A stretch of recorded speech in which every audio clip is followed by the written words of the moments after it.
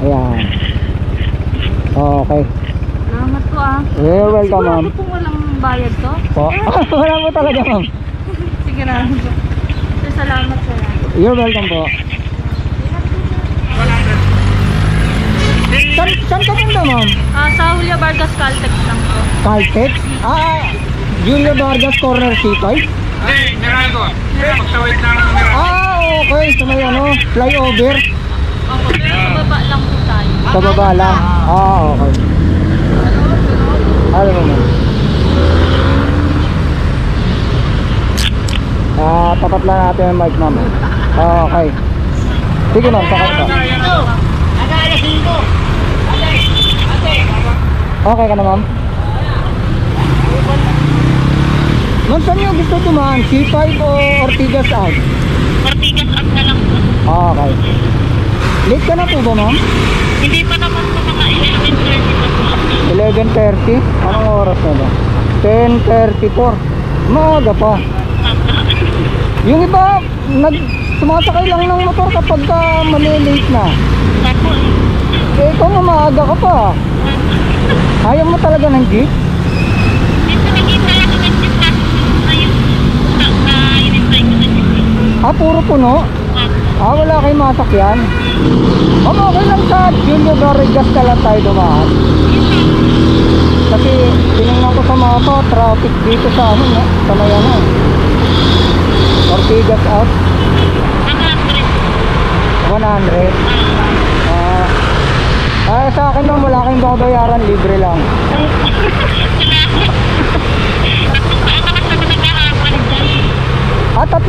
Tatlong taon ka na nilang suki? May mga kakilala na kasi sa akin dyan. Okay. Kaya pala sa iyo, may discount kasi matagal ka na nilang pasahero. May dala kang helmet pero wala kang motor. Oo. Bakit? Kasi dati yung sabi nila dapat magkakahabal kami sarili na ng helmet. Bakit di mo dala yung helmet mo ngayon? Wala. Tinamad na. Tinatamad ka na magdala ng helmet? Kasi sa tricycle eh. Laging kadalasan dalawa yung binabayaran ko sa tricycle. Dalawa? Kasi minsan may tricycle lang mahigit lang. Hindi kasi yung helmet. Tapos ngayon, anong mangyayari? Babayaran mo ngayon yung espasyo na kinain ng helmet. Kaya magiging dalawa bayad? Ay, ganun. Tapos bababa ka dyan na sa may tulay ng Jenny. Okay. Tapos sasakay ka pa uli ng motor. Di, pamasahe mo pa lang. Ang mahal na. Oo nga, tapos malilate pa. Magkano yung dalawang tricycle na yun? Ngayon kasi 14 pesos. Dati 9 lang yan. Di, magkano nga lahat yung dalawang tricycle? 28. Parehan 14 eh. 28, tapos dun sa babayaran mo sa motor, magkano? 100. So 128. Tapos magkano ang araw mo? 570. 128, papunta lang yon.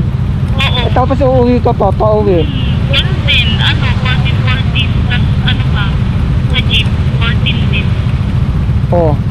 Di magkano na lang magkano na lang yung mauuwi ng pera? Oo nga, mahal na kasi ng pamatay. Hindi ka tulad dati. 9 lang eh. Dapat 9 lang din. Para hindi ka lugi sa pamasahe. Oo, nahahatos talaga ako. Kasi nagsabi kami sa atin na, sige, libre travel ka. Hindi sana ako sasakay. Ay, ibig sabihin, wala talaga sa plano mo sumakay. Wala talaga. Kaso, pinilit ka lang nila. May biglang lumapit sa atin na lalaki sa atin. Mas libre yung sa kanya kasi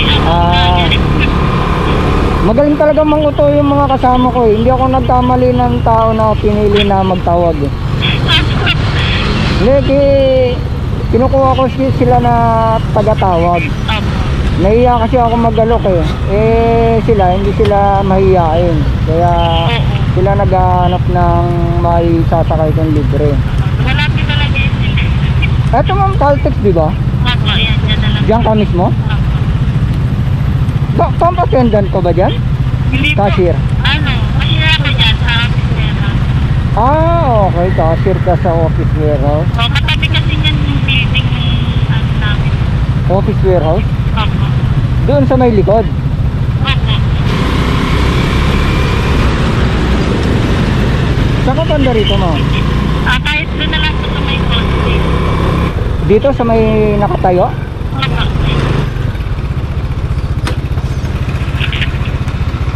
Okay.